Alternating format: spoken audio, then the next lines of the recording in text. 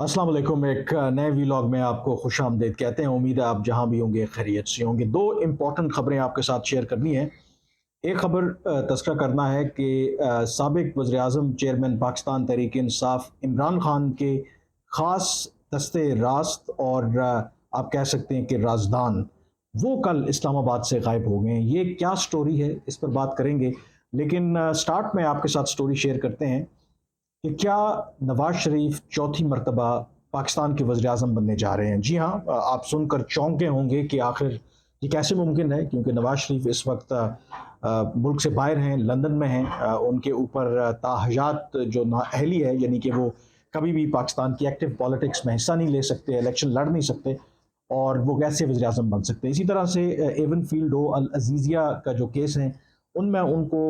जो सज़ा हुई है उसके नतीजे में भी उन पर 10-10 साल जो है वो डिसक्वालिफिकेशन है। तो ऐसी सूरत में कैसे फिर वो वज़ीर आज़म बन सकते हैं? तो ये बहुत बड़ा सवाल है। लेकिन इसका जवाब जो है, आज पहली जो इंडिकेशन मिली कि आगे जो फ्यूचर स्ट्रैटेजी है पीएमएलएन की वो है क्या? वो ये है कि सेनेट में आज एक एक्ट जो है, कानून जो है उसमें तरमीम की गई है और इसको नाम दिया गया है इलेक्शन एक्ट 2017 का। जो इलेक्शन एक्ट है उसमें एक जो तरमीमी बिल है वो मंजूर किया गया है। अब इस बिल के अंदर जो है वो क्या चीज़ इम्पोर्टेंट है जिससे ये मैंने आपसे जब कहा कि क्या नवाज शरीफ जो है एक दफ़ा फिर वज़ीर आज़म बनने जा रहे हैं। इसमें जो इलेक्शन एक्ट है 2017 का, इसकी जो सेक्शन 57 है उसके अंदर तरमीम की गई है और इस तरमीम के मुताबिक जो बिल का मतन है उसमें यह कहा गया है कि आइन में जिस जुर्म की मुद्दत जो सज़ा है उसका तयन नहीं है, यानी कि आइन के अंदर ऐसा जुर्म जिसकी जो मुद्दत है उसकी सज़ा का तयन नहीं है, इसमें जो नाअहली है वो 5 बरस से ज़्यादा नहीं होनी चाहिए। अब ये क्यों सिग्निफिकेंट है,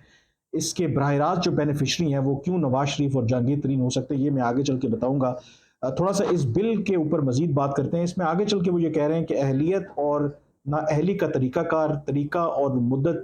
ऐसी हो जैसे आइन के आर्टिकल 62 और 63 में फराहम किया गया, और जहां आइन में इसके लिए कोई तरीकाकार तरीका या मुद्दत फराहम नहीं की गई, इस एक्ट की दफात लागू होंगी। जो इम्पोर्टेंट चीज़ है, मज़कूरा बिल के मुताबिक सुप्रीम कोर्ट, हाई कोर्ट या किसी भी अदालती फैसले, ऑर्डर या हुक्म के तहत सज़ा याफ्ता शख्स फैसले के दिन से 5 साल के लिए नाअहल हो सकेगा। अब इस बिल की पीटीआई और जमात इस्लामी की जानिब से मुखालफत की गई, जबकि कसरत राय से इसको मंजूर किया गया। अब फर्दर इसकी क्या कार्रवाई होगी? ज़ाहिर है कि अगर इसने कानून बनना है तो कौमी असम्बली में ये जाएगा बिल, और कौमी असम्बली भी अगर इसे पास करती है तो फिर उसके बाद सदर, वो तो एक फॉर्मेलिटी है, कुछ अरसे के लिए वो रोक सकते हैं, लेकिन एक हद से ज़्यादा उसको रोक नहीं सकते, तो फिर ये कानून बन जाएगा। अब इसकी इम्प्लीकेशन क्या है? इसमें थोड़ा सा आपको बैकग्राउंड में जाना पड़ेगा, क्योंकि 2017 में जब नवाज शरीफ को 5 रुकनी सुप्रीम कोर्ट बेंच ने नाअहल किया, उसमें जो पैनामा का केस था, तो क्योंकि उनको आइन के आर्टिकल 63(1)(f के तहत नाअहल किया गया था, यानी कि वो सादिक और अमीन नहीं है, और पाकिस्तान का जो आइन है वो इस लिहाज से खामोश है कि जो शख्स आर्टिकल 63(1)(f के तहत नाअहल होगा, यानी कि सादिक और अमीन डिक्लेयर नहीं होगा, तो उसकी नाअहली की मुद्दत क्या होगी। आइन तो खामोश था, लेकिन जो 5 रुकनी बेंच ने यूनानिमस फैसला दिया, उनके मुताबिक ये जो डिस्क्वालिफिकेशन है वो ताहयात है, यानी कि उस बुनियाद पर नवाज शरीफ को ताहयात नाअहल करार दे दिया गया। और इसमें जो फिर उसके बाद उसी सुप्रीम कोर्ट के फैसले के तनाजुर में जो एहतसाब अदालत में उनके खिलाफ मुकदमात चले, उनको एवन फील्ड में, और फिर अल अजीज़िया जो मिल वाला केस है उसमें भी उनको सजाएं हुई, और वो सेपरेटली उन पर 10-10 साल की डिस्क्वालिफिकेशन जो है उन पर फिर लगा दी गई। अब ये जो तरमीमी जो बिल आया है इलेक्शन एक्ट 2017 में, जो सेनेट ने आज पास किया है, इसने उस एम्बिग्विटी को दूर करने की कोशिश की है, और ये कहा है क्योंकि आइन आर्टिकल 63(1)(f के तहत जिसको अगर अदालत सज़ा देती है, तो क्योंकि आइन खामोश है कि उसकी जो नाअहली है उसकी मुद्दत क्या होनी चाहिए, تو اس جو سینٹ نے آج جو بل پاس کیا ہے اس میں اس کی وضاحت کی گئی ہے، بلکہ اس آپ کہہ سکتے ہیں کہ جو ایک کچھ لوگ کہتے ہیں کہ فلا ہے، اس کو دور کرنے کی کوشش کی گئی ہے کہ اگر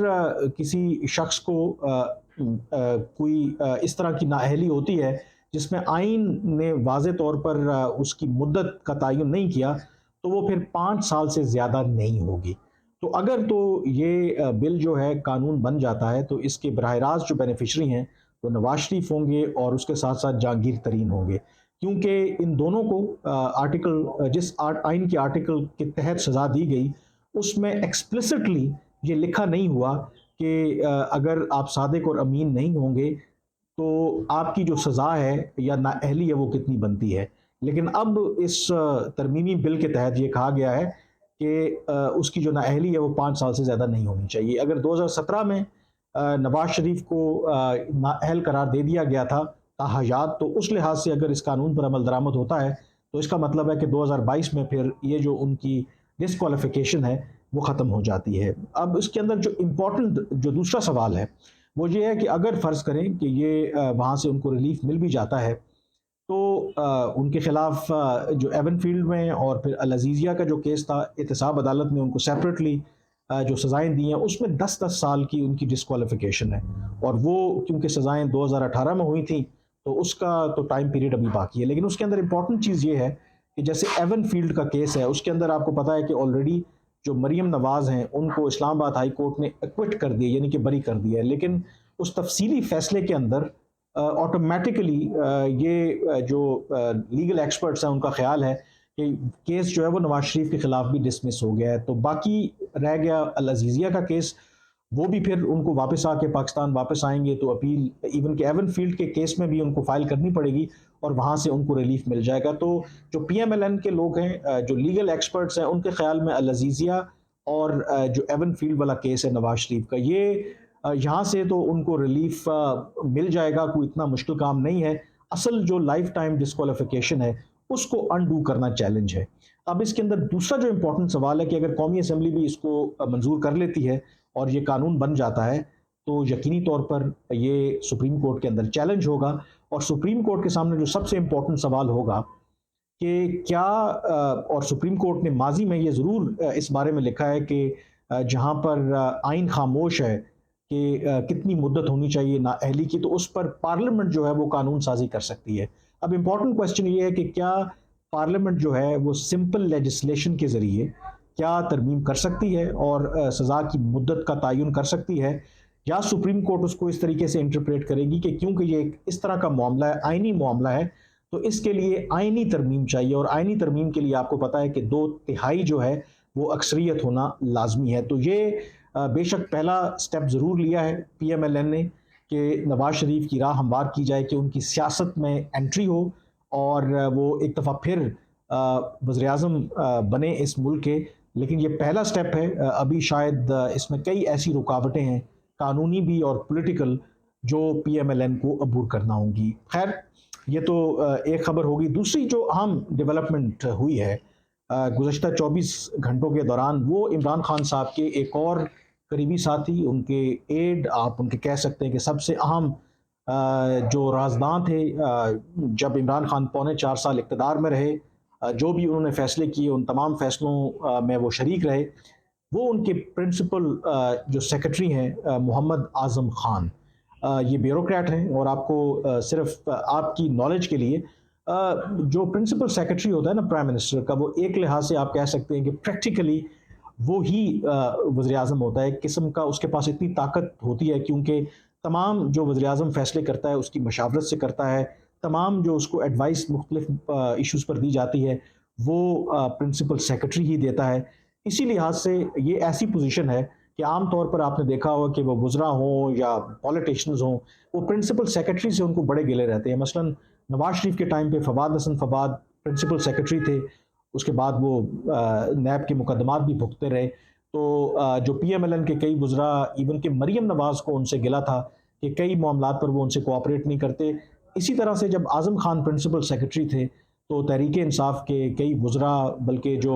فردوس عاشق اعوان ہیں، وہ جب اب ایک نئی پارٹی میں چلی گئی ہیں، جب وزیر اطلاعات سے ان کو ہٹایا گیا تو وہ ان کو الزام دیتی ہیں کہ بیسیکلی ان کو ہٹوانے میں اعظم خان کا کردار تھا. تو یہ ایک ایسی پوزیشن ہے، امپورٹنٹ پوزیشن بھی ہے، لیکن ایٹ دا سیم ٹائم بہت چیلنجنگ اور ڈیمانڈنگ بھی ہے، کیونکہ لوگ آپ سے خوش بھی نہیں ہوتے. تو اب خبر یہ ہے کہ اعظم خان صاحب جو ہیں، گریڈ 22 کے افسر ہیں، وہ اسلام آباد سے غائب ہو گئے. اور اس کا ہمیں پتہ کیسے چلا ہے کہ اسلام آباد کا کوسار تھانہ ہے، وہاں پر ان کے بھتیجے نے، اعظم خان کے بھتیجے نے ایک درخواست دی ہے پولیس کو، اور انہوں نے یہ کہا ہے کہ اعظم خان صاحب جو گریڈ 22 کے افسر ہیں اور جو رہائش پذیر ہیں اسلام آباد کا علاقہ ہے F63، اپنی فیملی کے ساتھ، اور 15 جون کو ان کا یہ کہنا ہے کہ کوئی شام 6:30 اور 7 بجے کے قریب ان کی کسی کے ساتھ اسلام آباد میں اپوائنٹمنٹ تھی، وہ گئے، اور اس کے بعد سے وہ غائب ہیں، مسنگ ہیں، اور ان کا کسی سے رابطہ نہیں ہو پا رہا. اور ان کے جو بھتیجے ہیں وہ آگے چل کے کہتے ہیں کہ انہوں نے جو بھی ان کے ذرائع تھے، ان کی فیملی، ہر طرح سے ان کے جو ویئر اباؤٹس ہیں جاننے کی کوشش کی، لیکن ان کو کوئی کامیابی نہیں ملی. ان کے جو فون ہیں وہ بھی بند ہیں اور ان تک کوئی رسائی نہیں ہے. لہٰذا اس بنیاد پر انہوں نے پولیس سے یہ درخواست کی ہے کہ وہ جو ضروری قانونی چارہ جوئی ہے وہ عمل میں لائیں، FIR رجسٹر کریں. اور اس حوالے سے انہوں نے کہا ہے کہ جو وہ غائب ہیں یا اغوا کر لیے گئے ہیں، تو اس معاملے کو ایز سون ایز پاسبل جو ہے وہ ٹیک اپ کیا جائے. عمران خان کا بھی اس پر رد عمل آیا ہے، اور عمران خان کا ایز یوزول جو ہے اشارہ اسٹیبلشمنٹ کی طرف ہے، اور وہ یہ کہہ رہے ہیں کہ جو بھی لوگ ان کے قریب تھے اس طرح سے ان کو غائب کر کے، اس طرح سے اغوا کر کے وہ ان کے اوپر دباؤ ڈالنا چاہتے ہیں. تو یہ جو خبر ہے میرے خیال میں عمران خان صاحب کے لیے اچھی خبر نہیں ہے، ان کے پرنسپل سیکرٹری کا اس طریقے سے غائب ہونا. اور کیونکہ ان کے پاس عمران خان کے بارے میں بہت سی ایسی معلومات، وہ بے شک سائفر کی کنٹروورسی ہو، بہت سے باقی معاملات ہوں، تو وہ آئی ایم شور کہ ایون القادر جو ٹرسٹ والا کیس ہے یا اس طرح کے باقی معاملات، تو یہ جو اعظم خان صاحب ہیں آبویسلی یہ ان تمام جو واقعات سے، ان تمام فیصلوں سے واقف ہوں گے. تو ان کا اس طریقے سے غائب ہو جانا یقینی طور پر عمران خان صاحب کے لیے یہ اچھی خبر نہیں ہے. اب ان کو کس نے اغوا کیا ہے، وہ کہاں پر ہیں، آبویسلی آپ کے پاس کوئی ایویڈنس ہو تو آپ اس پہ بات کریں، لیکن یوزول سسپیکٹ آپ کو پتہ ہے کہ ہمارے یہاں پھر اسٹیبلشمنٹ کی بات کی جاتی ہے، but obviously without evidence you can't say any thing. لیکن جو اس وقت کی سچویشن ہے تو لگ یہ رہا ہے کہ عمران خان صاحب کے لیے مزید شاید بری خبریں آنے والی ہیں. اور اسٹریٹجی مجھے لگتا ہے اسٹیبلشمنٹ کی، اس گورنمنٹ کی یہی ہے کہ اگر عمران خان کو امیڈیٹلی ابھی گرفتار نہیں بھی کیا جاتا تو ان کے جو قریبی لوگ ہیں ان کو ٹارگٹ کیا جائے، عمران خان کو آئسولیٹ کیا جائے، ان کے جو اسٹرانگ آپ کہہ سکتے ہیں کہ جو لوگ فائنینشیل جو ریسورسز عمران خان کو پرووائڈ کیا جائے، وہ جو سپلائی لائن ہے اس کو کٹ آف کیا جائے، اور عمران خان کے لیے جو مشکلات ہیں وہ اس نتیجے سے بڑھیں گی. اب دیکھتے ہیں کہ اس کا ڈراپ سین کیا ہوتا ہے. یہ اعظم خان کو جو اس طریقے سے وہ غائب ہیں، اور پاکستان کی عام طور پر تاریخ یہی رہی ہے،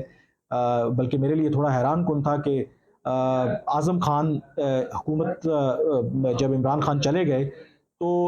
بڑے سکون سے اتنے عرصے سے وہ رہ رہے تھے. عام طور پر ہوتا یہی ہے کہ پہلا نزلہ جو ہے وہ اسی پہ گرتا ہے جو پرائم منسٹر کے امیڈیٹلی قریب ہوتا ہے. فواد حسن فواد آج چیمہ کے کیسز ہمارے سامنے، اس سے پہلے بھی ایک لمبی فہرست ہے کہ کس طریقے سے